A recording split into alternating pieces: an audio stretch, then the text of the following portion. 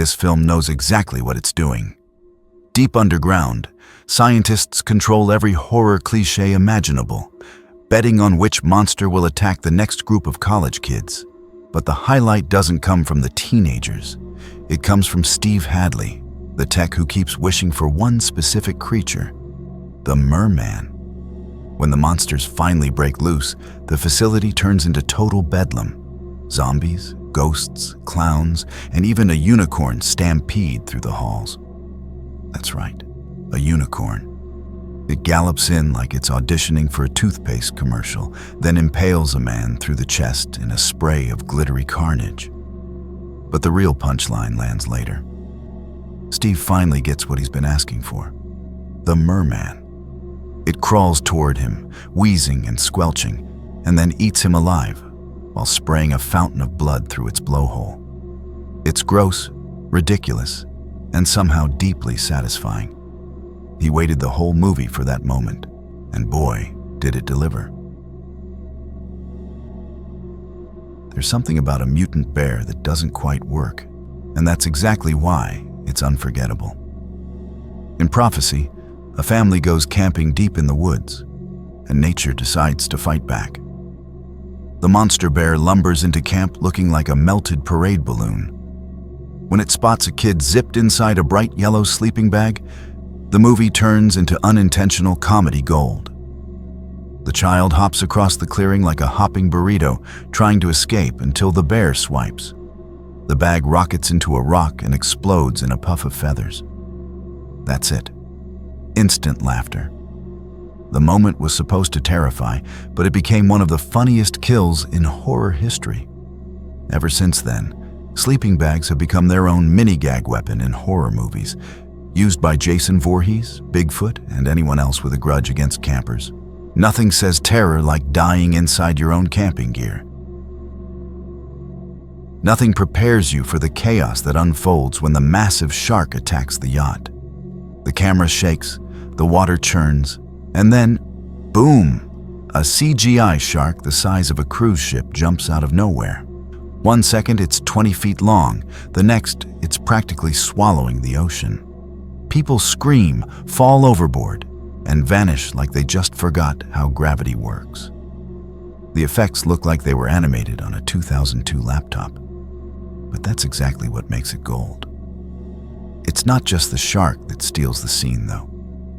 The movie somehow drops one of the strangest lines in B-movie history. Right before another attack, the hero turns to the woman beside him and delivers a line so random that even the actor later admitted he was horrified it made the final cut. The whole sequence plays like someone fed shark movie into a blender. By the end, it's so over the top that you can't look away.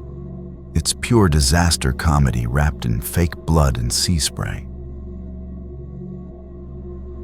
This one flips the usual horror setup on its head. Two country guys, Tucker and Dale, just want to fix up their cabin in the woods. But a group of college kids think they're murderous hillbillies and panic. Every misunderstanding ends in another ridiculous death. Instead of being hunted, Tucker and Dale just keep stumbling across accidents. The funniest comes when one college kid tries to sneak up on Tucker with a knife. He sprints through the forest, screaming, leaps, and dives headfirst into a wood chipper. Tucker turns around, completely horrified, and tries to pull the guy back out. Half a body dangles from the machine while Tucker yells, "He just jumped right in!" The mixture of shock and slapstick timing makes it perfect. Blood sprays everywhere, but you can't help laughing because the hillbillies are genuinely confused. It's a rare horror scene where the gore lands like a punchline instead of a scare. There's nothing normal about this kill. One of the camp bullies gets trapped inside a bathroom stall after angering the wrong person. A hive of bees gets poured through the window, buzzing like a living nightmare. The guy screams, bangs on the door, but the swarm fills every inch of the stall. Moments later, silence. When the camera pans back, his body's covered in stings, eyes wide open, foam around his mouth.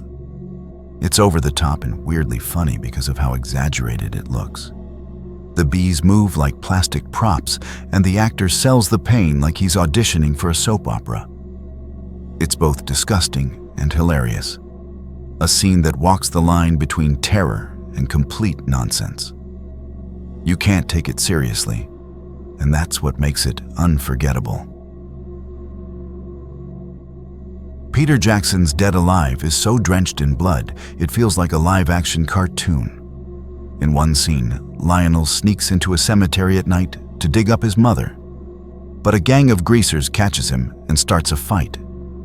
Just when things look hopeless, a priest jumps in wearing his collar like a superhero cape. With absolute seriousness, he yells, "I kick ass for the Lord," and then launches into full karate mode. He spin kicks zombies, lands punches, and even flips one over his shoulder before a tombstone impales him. It's both violent and hilarious because it's filmed like a martial arts movie trapped inside a zombie film. Every kick lands with overdone sound effects, and the zombies wobble like rubber mannequins. It's one of those moments where you forget what genre you're watching. Between the blood spray, flying limbs, and that unforgettable line, this scene turns religious duty into an Olympic event. In Phenomena, Jennifer, a young girl at a fog-shrouded Swiss boarding school, isn't your typical horror protagonist. She has a bizarre and fascinating gift. She can literally communicate with insects. The film shows her whispering to spiders, beetles crawling over her hands, and swarms moving as if choreographed, almost like tiny allies under her command. It's eerie but also strangely charming. The horror escalates when a mysterious killer begins targeting the girls at the school, and Jennifer must rely on her unusual abilities to survive. The most unforgettable moment comes courtesy of her sidekick, a chimpanzee named Inga. Jennifer's mentor, a kindly scientist played by Donald Pleasance, is brutally murdered by the killer, leaving Inga alone and visibly enraged. The camera captures the chimp's reaction in close-up. Wide eyes, frantic gestures, and almost human-like fury. Then the climax arrives. Jennifer confronts the killer in a dim, insect-infested basement, tense and on edge. Suddenly, Inga bursts into the frame, holding a straight razor. The editing heightens the chaos. Quick cuts, rapid close-ups, shrieking music, and frantic insect movements fill the screen. The chimp lunges at the murderer, slashing with precision and ferocity. Each strike is unexpected and absurdly perfect, making the scene feel equal parts hilarious and shocking. Inga doesn't just intervene. She dominates the scene, completely stealing the spotlight and leaving viewers stunned. It's a moment that's absurd, over the top, and utterly unforgettable. The kind of cinematic madness you can't look away from.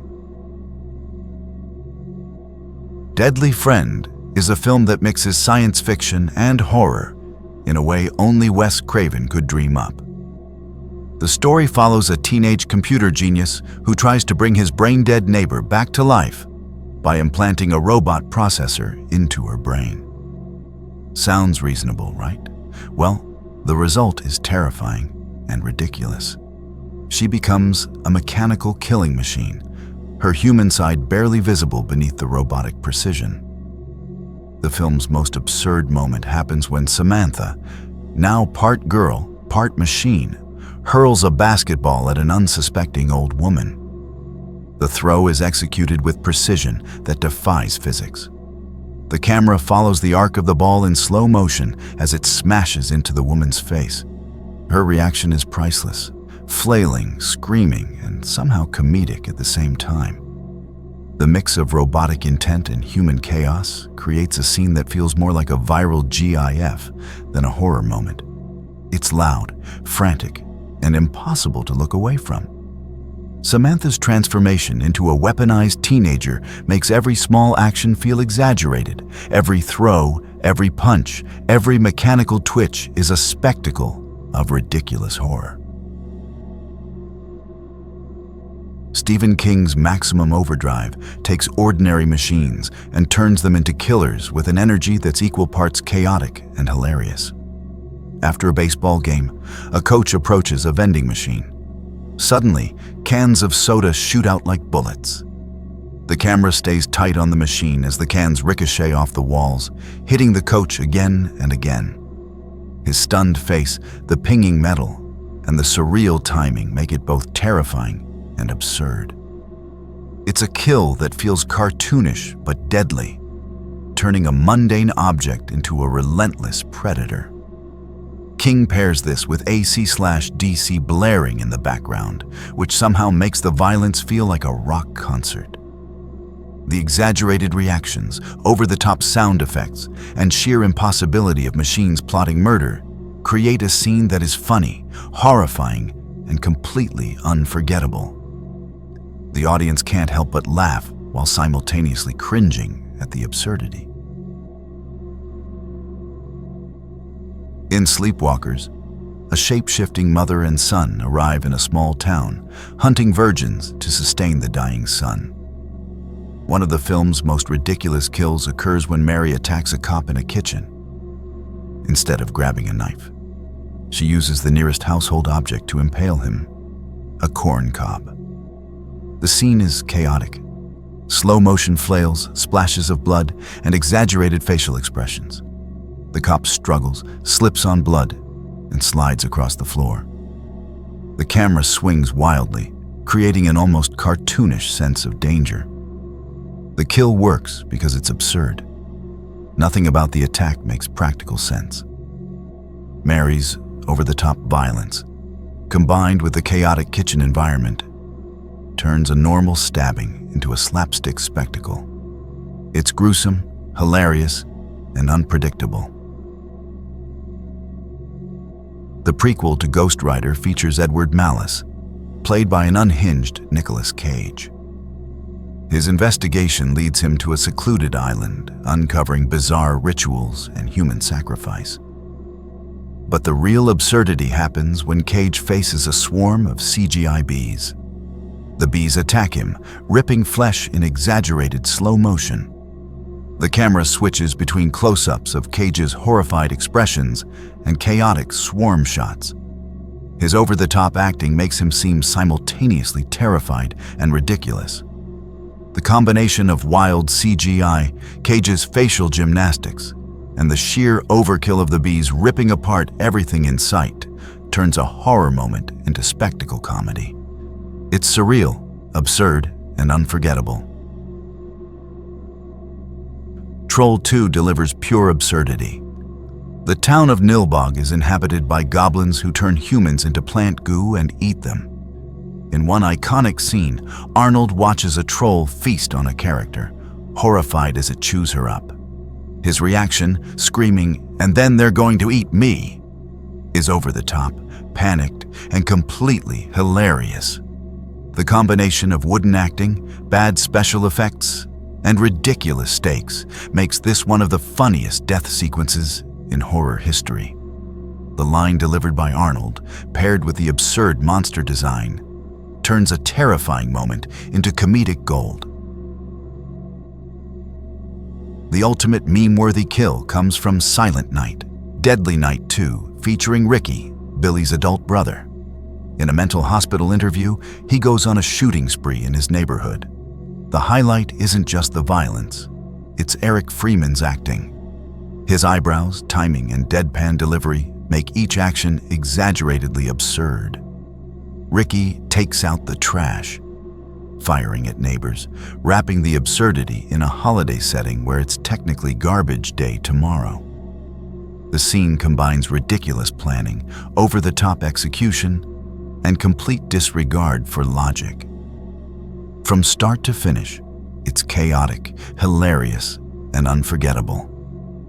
It's a moment that's not scary, not realistic, but perfect in its absurdity.